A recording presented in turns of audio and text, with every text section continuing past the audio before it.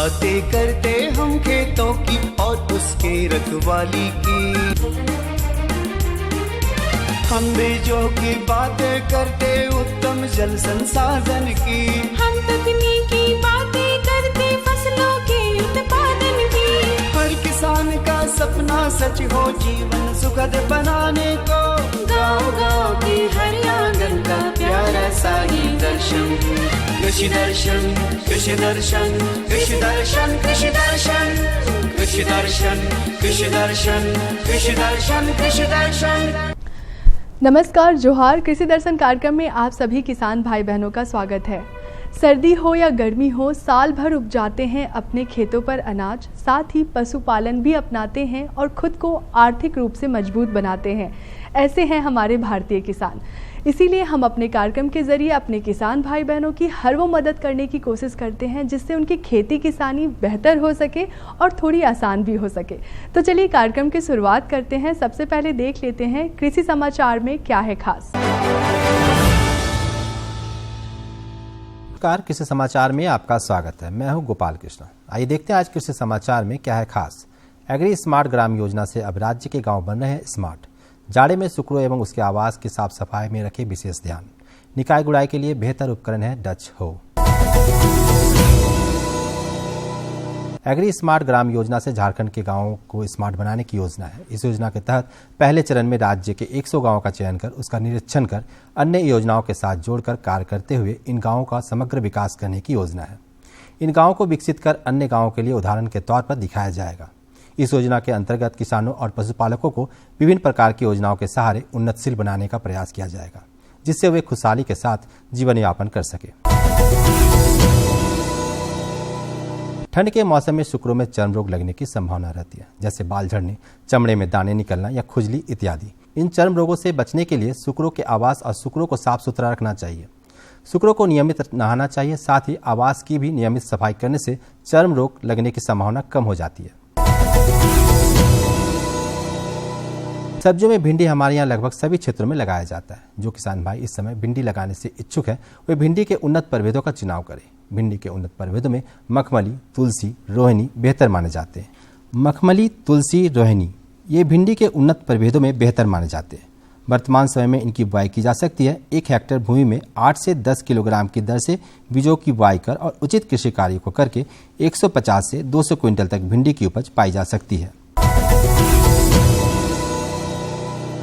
अरहर की फसल में वर्तमान समय में फली छेदक कीट लगने की संभावना रहती है। ज्यादातर कृषक फली छेदक कीट के लिए नियंत्रण के लिए रासायनिक दवाओं का प्रयोग करते हैं, परंतु किसी विशेषज्ञों की सलाह है कि रासायनिक दवाओं के बजाय नीम निर्मित दवाओं जैसे नीम सीड या बीटी इत्यादि जैविक दवाओं का प्रयोग लाभकारी होता है। यदि कीटों का प्रकोप ज्यादा हो तो रासायनिक दवाओं का इस्तेमाल करें। निकाय गुड़ाई के काम को बेहतर तरीके से करने के लिए किसान डच हो का इस्तेमाल कर सकते हैं। इस कृषि उपकरण से खेत में निकाय गुड़ाई करने के साथ नाली और मेड़ भी बनाया जा सकता है। ये है डच हो। निकाय गुड़ाई के काम के लिए निर्मित इस उपकरण से खेत में नाली और मेड़ भी बना सकते हैं। डच हो द्वारा एक दिन में लगभग 15 डिसमिल खेत में लगे फसलों की निकाई की जा सकती है। इस उपयोगी उपकरण को बिरसा कृषि विश्वविद्यालय के अभियंत्रण विभाग से प्राप्त किया जा सकता है। और अब एक नजर राज्य के कृषि समाचार में आज इतना ही, परंतु जाते जाते आपसे निवेदन है कि कोरोना गाइडलाइन का पालन अवश्य करें। संक्रमण की संभावना फिर से है। अपने और अपने परिवार के सदस्यों को कोरोना टीके की सभी खुराक अवश्य लगवाएं। अगले अंक में फिर मुलाकात होगी कुछ ताजा तरीन खबरों के साथ। तब तक के लिए दीजिए इजाजत। नमस्कार, जोहार। तो किसान भाई बहन, कृषि समाचार में आपने देखा तकनीक के बारे में, उपकरण के बारे में, साथ ही मौसम का भी हाल जाना और कृषि से संबंधित कुछ नई बातें भी आपको जानने को मिली। अब समय हो चला है एक छोटे से विराम का। विराम के बाद हम जल्द आते हैं। अन्नदाता किसानों की खुशहाली और उनकी आय में बढ़ोतरी के लिए भारत सरकार लगातार प्रयासरत है। माननीय प्रधानमंत्री श्री नरेंद्र मोदी जी के दूरदर्शी नेतृत्व में पिछले 7 वर्षों में खेती को आधुनिक और किसानों को आत्मनिर्भर बनाने के लिए कई निर्णय लिए गए हैं।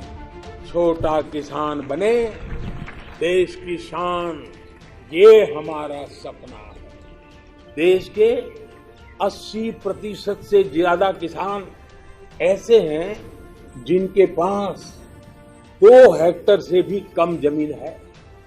अब देश में इन्हीं छोटे किसानों को ध्यान में रखते हुए कृषि सुधार किए जा रहे हैं, निर्णय लिए जा रहे हैं। प्रधानमंत्री किसान सम्मान निधि योजना की शुरुआत 24 फरवरी 2019 को माननीय प्रधानमंत्री श्री नरेंद्र मोदी जी के द्वारा की गई थी। पीएम किसान योजना का पूरा खर्च भारत सरकार वहन करती है। इसके तहत लाभार्थी किसानों को हर साल 6,000 रुपए की सम्मान राशि 2,000 रुपए की 3 समान किस्तों में सीधे उनके बैंक खातों में हस्तांतरित की जाती है। अब तक 11 करोड़ से भी अधिक लाभार्थी किसानों के बैंक खातों में 1,58,000 करोड़ रुपए से अधिक की राशि सीधे ट्रांसफर की जा चुकी है। किस्तों की जानकारी किसानों को एसएमएस के माध्यम से दी जाती है। இப்போ நேரா நாங்க வந்து பேங்க்குக்கு ஆக்சுவல் போகும்போது அந்த பணத்தை நாங்க வித்ரா பண்ணிட்டு வந்து நாங்க விவசாயம் பண்ணிக்கிறோம்। इस मदद से बुआई के पहले अब किसानों को बीज, खाद, कीटनाशक और कृषि संबंधी अन्य जरूरतों के लिए साहूकारों के आगे हाथ नहीं फैलाना पड़ता। અને એના લીધે મારે કોઈ જોડે કે સગા સંબંધી કે મિત્રો જોડે મારે ઉછીના પૈસા લેવાની જરૂર પડતી નથી અને એનાથી હું સારી એવી खेती કરી શકું છું। इस योजना से मिले लाभ तथा आवेदन की स्थिति देखने के लिए पीएम किसान पोर्टल लॉन्च किया गया है। इस पोर्टल के माध्यम से पात्र किसान अपना पंजीकरण स्वयं करने के साथ साथ अब तक मिले लाभ और अपने आवेदन की स्थिति फार्मर्स कॉर्नर से देख सकते हैं। इस योजना का लाभ पात्र किसानों को ही मिल सके, इसके लिए इस प्रक्रिया को फूल प्रूफ बनाते हुए इसे आधार और इनकम टैक्स वेरिफिकेशन के साथ साथ फिजिकल वेरिफिकेशन से भी जोड़ा गया है। इसके अलावा किसानों की सुविधाओं और जानकारी के लिए पीएम किसान मोबाइल ऐप भी विकसित किया गया है। पीएम किसान सम्मान निधि योजना का लाभ देश के सभी राज्यों और केंद्र शासित प्रदेशों के किसानों को मिल रहा है। इसे हासिल करके हमारा किसान सबल और आत्मनिर्भर हो रहा है। इस स्कीम ने हमारा भारत सरकार ने हमारा किसान के लिए बहुत बड़ा सम्मान दिया है। इसीलिए हम भारत सरकार को, प्रधानमंत्री नरेंद्र मोदी जी को हम बहुत बहुत धन्यवाद देती हूँ। आत्मनिर्भर भारत की पहचान प्रगतिशील और समर्थ किसान। विराम के बाद आप सभी किसान भाई बहनों का स्वागत है। तो आज की हमारी जो पहली जानकारी है आप सबके लिए, पपीता की वैज्ञानिक खेती कैसे करें। हमारे किसान भाई बहन खेती किसानी तो अच्छे से करते हैं, अगर आप पपीता की भी खेती करेंगे तो आपकी आमदनी और बढ़ सकती है, क्योंकि पपीता में फाइबर की मात्रा काफ़ी पाई जाती है जो हमारे हेल्थ के लिए, हमारे शरीर के लिए बेहद ज़रूरी है। इसीलिए मार्केट में पपीता का डिमांड भी बहुत रहता है, तो आप अच्छे से इसकी खेती कर सकते हैं वैज्ञानिक तरीके से। तो आज हम आपको जानकारी देंगे कि पपीता की वैज्ञानिक तरीके से खेती कैसे करें जिससे आप लाभान्वित हो सकें। पपीता एक ऐसा फल है जिसे कम लागत में किसान आसानी से उत्पादन कर सकता है। कृषि जानकार कहते हैं कि पपीता की खेती के लिए हल्की गर्म जलवायु की ज़रूरत होती है। साफ शब्दों में अगर कहें तो इसकी खेती 10 से 30 डिग्री सेल्सियस तापमान के अंदर करना ज़्यादा उपयुक्त होता है। इसके अलावा पौधे का विकास हो उसके लिए दोमट या बलुई मिट्टी ज़्यादा उपयुक्त होती है। दर्शकों जोहार, स्वागत है आपका कार्यक्रम कृषि दर्शन में। आज के अंक में हम दिव्यायन कृषि विज्ञान केंद्र मोराबादी आ पहुंचे हैं और यहाँ डॉक्टर राजेश कुमार जी से हम पपीते की वैज्ञानिक खेती के बारे में जानकारी लेंगे। तो आइए मिलते हैं डॉक्टर राजेश कुमार जी से। सर, स्वागत है आपका कार्यक्रम में। किसान बंधु जोहार।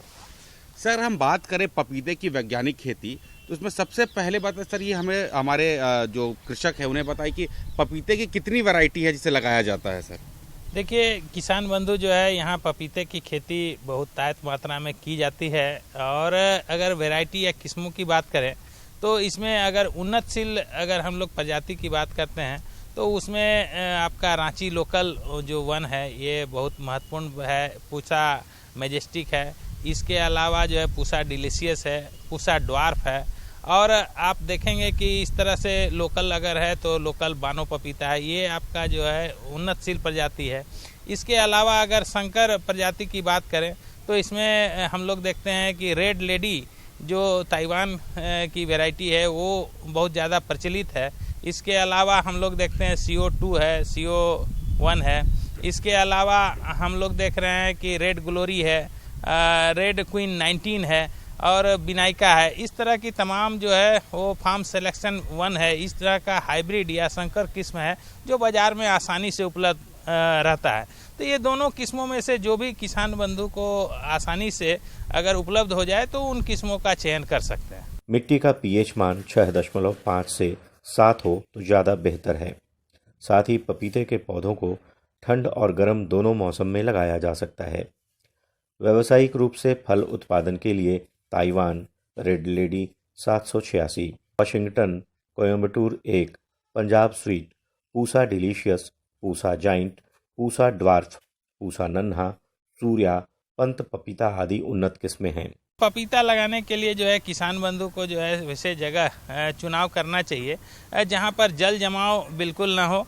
और हम लोग इसके लिए करते हैं कि 2 से 2.5 फीट या कहेंगे कि जो है गड्ढे होने चाहिए।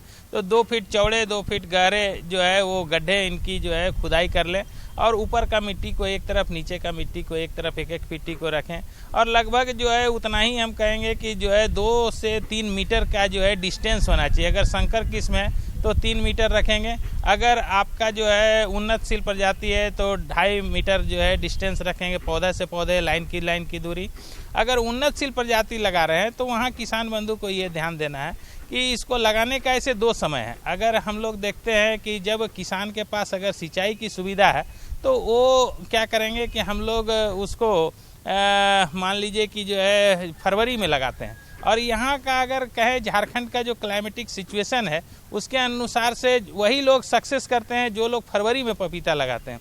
लेकिन जनरली क्या होता है कि पपीता लगाते हैं लोग जो है जून जुलाई में, लेकिन फरवरी वाला पपीता जो है वो ज़्यादा अच्छा है। तो इसीलिए जो है किसान बंधु जो उन्नत है वो किस्म का अगर चुनाव करते हैं तो उसमें कम से कम एक जगह में गड्ढे में 3-3 जो है उनको पौधे लगाने चाहिए। अगर वो संकर किस्म है तो उनको सिंगल पौधे लगाते हैं, क्योंकि वो डायोगैनेसियस होता है, वहाँ पर जो है प्रत्येक पौधे में फल आते हैं। लेकिन इसमें जो है नर मादा का बहुत ज़्यादा जो है समस्या रहता है। तो इस समय जो है उसको उसी के अनुसार से चयन करके बाद में हम लोग 9:1 का मेंटेन रखते हैं, यानी 9 पौधे मादा पे 1 जो है वो नर पौधे को हम लोग रखते हैं।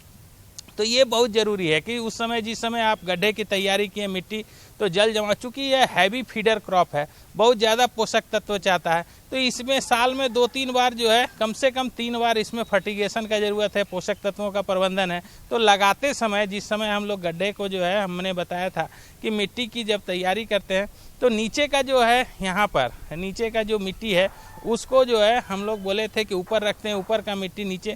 तो ऊपर का मिट्टी के साथ हम जो है 5 किलो कम से कम कंपोस्ट खाद और 200 ग्राम DAP, 100 ग्राम MOP और थोड़ा सा जो है हम लोग देखें कि करंज या नीम की खल्ली है तो वो मिला करके उसको नीचे में भर देते हैं। विशेषज्ञ बताते हैं कि बीज बोने का समय जुलाई से सितंबर और फरवरी मार्च का होता है। बीज अच्छी किस्म के अच्छे व स्वस्थ फलों से लेने चाहिए। बीजों को क्यारियों, लकड़ी के बक्सों, मिट्टी व गमलों व पॉलीथीन की थैलियों में बोया जा सकता है। क्यारियां ज़मीन की सतह से 15 सेंटीमीटर ऊंची व 1 मीटर चौड़ी होनी चाहिए। क्यारियों में गोबर की खाद, कंपोस्ट या बर्मी कंपोस्ट काफ़ी मात्रा में मिलानी चाहिए। हम लोग ऊपर का जो मिट्टी था वो नीचे चला जाता है, फिर नीचे का मिट्टी को ऊपर दे देते हैं। लेकिन ये ध्यान रखते हैं कि मिट्टी को इसके ऊपर, तने के ऊपर लिफ्ट नहीं करना है, यानी उसके ऊपर चढ़ाना नहीं है। चूँकि तने से अगर मिट्टी जो है वो नई मिट्टी जब सट जाएगी तो वहाँ पर बारिश के समय या जब नमी आएगा तो वो गलने लगता है, ख़राब होने लगता है।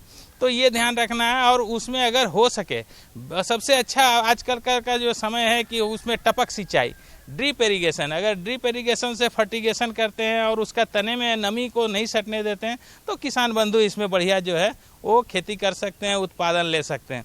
तो ये किसान बंधु को ये जरूर ध्यान देना चाहिए कि जब भी मान लीजिए पपीता की खेती करें, उनका जो है किसी भी परिस्थिति में जल जमाव नहीं हो। अगर वो टपक सिंचाई से फर्टिगेशन करते हैं तो उनका फलन भी अच्छा होगा। और सबसे बड़ी बात है कि उन्नतशील प्रजाति जो किसान बंधु चयन करते हैं उसमें क्या होता है कि कहीं से भी बीजा जो है वो खरीद लिए, ले आए और उसके बाद लगाते हैं और वो उतना अच्छा उनको उत्पादन नहीं मिलता है। 1-2 पपीता लगाने से तो जो है कहीं कहीं हो जाता है, लेकिन जब इसको हम लोग लार्ज स्केल एरिया में या कॉमर्शियल या व्यावसायिक रूप में अगर इसको खेती करते हैं तो वहाँ पर ये सक्सेस नहीं होता है। तो किसान बंधु को ये हमेशा ये मान लीजिए कि ये सुनिश्चित करना है कि हम बीज जो है वैसे ही प्रमाणित जगह से हम खरीदें कि जहाँ से जो है वो अनुशंसित वैरायटी जो बोला गया है किस्म, वो किस्म को ले करके और उसके अनुसार से खेती करते हैं तो किसान बंधु को ज़्यादा इसमें लाभ मिलता है। पौधा लगाने के तुरंत बाद सिंचाई करें। ध्यान रहे पौधे के तने के आसपास पानी न भरने पाए। गर्मियों में 5-7 दिन के अंतराल पर और सर्दियों में 10 दिन के अंतराल पर सिंचाई करें। जानकार कहते हैं कि पौधा लगाने के 10 से 13 माह बाद फल तोड़ने लायक हो जाते हैं। फलों का रंग गहरा हरे रंग से बदलकर हल्का पीला होने लगता है और फलों पर नाखून लगाने से दूध की जगह पानी और तरल निकलता हो तो समझना चाहिए कि फल पक गया है। तो किसान भाई बहन, अभी आपने देखा पपीता की वैज्ञानिक तरीके से खेती कैसे करें। आशा करते हैं इस जानकारी से आप काफ़ी लाभान्वित होंगे। तो चलिए कार्यक्रम में बढ़ते हैं आगे और आपको देते हैं अपनी दूसरी जानकारी। हमारी दूसरी जानकारी है दुधारू पशुओं में प्रबंधन एवं लाभ के बारे में। हमारे बहुत ऐसे किसान भाई बहन हैं जो खेती किसानी तो अच्छे से करते हैं, साथ ही अधिक आमदनी प्राप्त करने के लिए पशुपालन भी करते हैं, डेयरी व्यवसाय करते हैं। और डेयरी व्यवसाय में बेहद ज़रूरी होता है कि पशुओं की, दुधारू पशुओं की देखभाल करना। उनमें बहुत तरह के रोग होते हैं जिसकी जानकारी होना भी बेहद ज़रूरी है। तो आज की जानकारी हम आपको देंगे कि दुधारू पशुओं में प्रबंधन एवं लाभ के बारे में। तो चलिए मिलते हैं विशेषज्ञ से और लेते हैं जानकारी। नमस्कार दर्शकों, कृषि दर्शन कार्यक्रम के इस अंक में आपका एक बार फिर से स्वागत है। आज हम आए हुए हैं दिव्यांग कृषि विज्ञान केंद्र मोराबादी में। आज हम आपको जानकारी देंगे डेयरी पशुओं के प्रबंधन और लाभ के बारे में। और इस विषय में जानकारी देने के लिए हमारे साथ जुड़े हैं डॉक्टर भरत महतो जी। सर, कार्यक्रम में आपका एक बार फिर से स्वागत है। नमस्कार किसान भाई। भारत है हम लोग का, पिछले 1 दशक से हम लोग पूरे विश्व में नंबर 1 पोजीशन पे हैं दूध उत्पादन पर। और इसमें हमारे देश के विभिन्न भागों का काफ़ी अलग अलग योगदान और हर तरह के पशुओं का योगदान रहा है। जिसे विशेष में करके हम पशुओं की बात करें तो इसमें दूध उत्पादन में गाय और भैंसों की सबसे ज़्यादा अहम भूमिका रही है। दुधारू पशुओं से हमें उसकी क्षमता, नस्लीय क्षमता के अनुसार दूध उत्पादन के लिए कई तरह के प्रबंधन की आवश्यकता पड़ती है। इसमें सबसे पहले आता है कि मौसम के अनुसार में हमें आवास प्रबंधन पर सबसे ज़्यादा जोर देने की ज़रूरत पड़ती है। जैसे अभी के समय में अगर आप लें तो ठंड की मौसम चल रही है, तो ठंड के समय में आप अपने पशु आवास की विशेष प्रबंधन पर ज़रूर ध्यान रखें। जैसे जो बाहर की जो ठंड हवा की झोंकें चल रही हैं, ये ठंड हवा की झोंकें किसी भी तरह से आपके पशुओं तक सीधी तौर पे ना पहुंच पाए, इसकी आप ध्यान रखें। इसके लिए आप अपने पशुशाला में जो भी खिड़की दरवाजे बना रखे हैं हवा के लिए, उसमें आप फटे पुराने बोरे या एस्बेस्टस की पुरानी जो चादरें हैं उन सबों की, पुआल की चादरें या जिस तरह भी आपके संसाधन आपके पास मौजूद है उन सबों का उपयोग करके ये आप सुनिश्चित करें कि जो ठंड हवा की झोंकें हैं वो सीधी तौर पर पशु आवास के अंदर ना पहुंच पाए, जिससे कि पशु आवास के अंदर का जो तापमान है वो सामान्य से काफ़ी नीचे आ जाए। सामान्य से जैसे ही तापमान नीचे आता है तो पशुओं को उस तापमान को प्रबंधन करने, अपने शरीर के अनुकूल करने के लिए काफ़ी ऊर्जा के खपाने की आवश्यकता होती है और उसका असर आपके दूध उत्पादन पर सीधे तौर पर दिखाई पड़ता है। तो किसान भाइयों, इसका जरूर तापमान का ध्यान रखें। हवा का आवाजाही, वेंटिलेशन सीधे तौर पर ना हो, पर वेंटिलेशन पूरी तरह से बंद ना हो, इसकी भी आप जरूर ध्यान रखें, क्योंकि पशुओं को स्वच्छ हवा की भी आवश्यकता होती है, तो उसका भी आप ध्यान रखें। उतनी बंद पूरी तरह से आवास में हवा की आवाजाही बंद न रहे। हाँ, इसका जरूर ध्यान रखें कि जो ठंडी हवा की झोंकी चल रही हैं ये सीधे तौर पर आपके पशुओं को ना छू पाए। इसके साथ साथ आसपास में अगर कोई पेड़ पौधे ऐसे लगा रखे हैं जो गर्मी के मौसम में आपको फ़ायदा करता है, तो उसकी छाया आपके जो पशु आवास के पर पड़ रहा है तो उसको आप छंटनी कर सकते हैं, जिससे कि जो सूर्य की रोशनी है पशु के आवास के छत पर पड़े, तो इससे भी तापमान के प्रबंधन पर काफ़ी अच्छा असर दिखाई पड़ता है।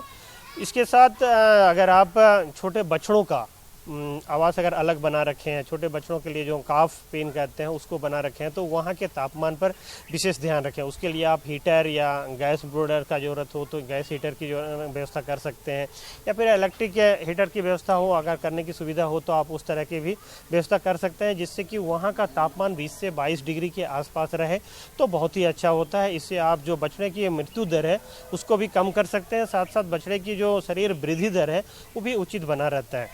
इसके साथ जो दूसरे प्रबंधन है, जैसे आप मिल्किंग वाले जो प्रबंधन है, पशुओं को आप अगर बाहर छोड़ते हैं तो आहार से संबंधित चीज़ों पर भी आप ध्यान दे सकते हैं। आहार में अगर आपकी पशुओं को अधिकतर कॉन्सेंट्रेट में जो दाना मिश्रण करते हैं, अगर आप दाना मिश्रण पर निर्भरता अधिक है तो दाना मिश्रण में ऊर्जा से संबंधित जो चीज़ें होती हैं, जो आप अवयव मिलाते हैं, जैसे मकई दर्रा हो गया, चोकर हो गया, इन सब चीज़ों को आप थोड़ा 15 से 20% बढ़ा सकते हैं। साथ साथ जो मिनरल मिक्सचर है इसको भी आप अपने कम से कम जो पशुओं को देते हैं उससे 15 से 20% ज़रूर बढ़ा के दें, तो इससे उन लोगों को तापमान के प्रबंधन में काफ़ी सहायता मिलती है। इसके साथ जब आप जो चराने के लिए ले जाते हैं, जो किसान भाइयों अगर बाहर छोड़ते हैं तो अभी तापमान सुबह का काफ़ी गिरा हुआ रहता है, तो चराने वाले ये ध्यान रखें कि 9-10 बजे के बाद ही अपने पशुओं को आप बाहर चराने ले जाएं, और उधर भी आप 3-4 बजे के आसपास में घर पे ज़रूर लेके आएँ। इसके अलावा जो किसान भाइयों अपना पशु पोषण को चारा के द्वारा अधिकतर उसको आपूर्ति करते हैं, तो चारा में आप कोशिश करें दलहनी और अदलहनी चारा फसलों का अगर 50-50% आधा आधा मात्रा मिला के खिलाते हैं तो ये बहुत ही अच्छा रहता है। तो इसके साथ सूखा चारा का भी आप उसमें मिश्रण जरूर करें। आपके पास अगर हरा चारा की भरपूर व्यवस्था है तो उसमें हरा चारा के साथ साथ में कम से कम 25 से 30% सूखा चारा अवश्य मिलाएं। इस मौसम में किसान भाइयों बरसीम जैसे चारा फसलों की बहुत आवश्यकता तो होती है, और इस रबी फसल के लिए बहुत ही अच्छा चारा में माना भी जाता है। बरसीम अगर आप खिलाना शुरू किए हैं तो कोशिश करें शुरू में थोड़ी उसकी मात्रा धीरे धीरे करते हुए बढ़ाएं, नहीं तो पशुओं में एक बीमारी होती है आफरा, तो आफरा के आने की संभावना भी थोड़ी बढ़ती है, इसकी भी ख्याल रखें। जी हाँ किसान भाइयों, ये आहार प्रबंधन के अलावे आप अभी ठंड के मौसम में विशेष करके दुहाई के समय में जो मिल्किंग के समय में भी कुछ विशेष बातों का ध्यान रखना पड़ता है। आप देखे होंगे जो अधिक दूध देने वाले पशुओं का छीमी इस समय पे फट जाता है, क्रैकिंग बोलते हैं ना, टीथ क्रैकिंग हो जाता है, तो उससे बचाव के लिए आप जो थन को जिस पानी से धोते हैं उसको हल्का उषुम रखें, लाल पोटास उसमें अवश्य मिलाएं ताकि आप थनैला रोग से बचाव कर सकें। इसके साथ साथ अगर क्रैकिंग है तो वहाँ पर आप तेल वगैरह का इस्तेमाल ना करें, उसमें आप जैसे मार्केट में जो ग्लिसरीन आते हैं, अच्छी क्वालिटी के जो ग्लिसरीन होते हैं उसका इस्तेमाल कर सकते हैं, या जो वैसलीन होते हैं उन सबों का इस्तेमाल कर सकते हैं, जिससे कि जो क्रैकिंग है उसको रोका जा सकता है। अगर टीथ में क्रैकिंग हो चुकी है तो वहाँ पे आप लॉरेक्सिन जैसे ऑइंटमेंट का भी प्रयोग कर सकते हैं। सुबह शाम आप जब आप दुहाई जाते हैं उस समय दुहाई से पहले भी और बाद में भी लाल पोटास से आप थन को साफ़ करें, छीमियों को अच्छी तरह से साफ़ करेंगे तो आप इस तरह के क्रैकिंग से भी बच सकते हैं। इसके साथ साथ देखेंगे इस समय पे मास्टाइटिस की भी जो थनैला रोग है इसकी भी संभावना काफ़ी बढ़ जाती है।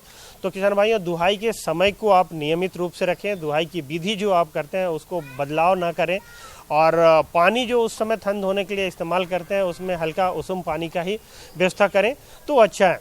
इसके साथ साथ जो किसान भाई खुरा चपका का वैक्सीन नहीं लगा पाए हैं तो अपने पशुओं को खुरा चपका का वैक्सीन इस मौसम में अवश्य लगवा लें, तो आप खुरा चपका से इससे आप बचाव कर सकते हैं। किसान भाई बहन, आज की हमारी दोनों जानकारियाँ आपको कैसी लगी? आशा करते हैं आज की हमारी दोनों जानकारियाँ आपको काफ़ी अच्छी लगी होंगी। अगर आपके पास भी कोई जानकारी है हमें देने के लिए या हमसे कोई जानकारी लेनी है तो आप हमें संपर्क कर सकते हैं। हमारा पता है कृषि दर्शन कृषि प्रकोष्ठ द्वारा केंद्र निदेशक दूरदर्शन केंद्र रातू रोड रांची। हमारा पिन संख्या है 834001।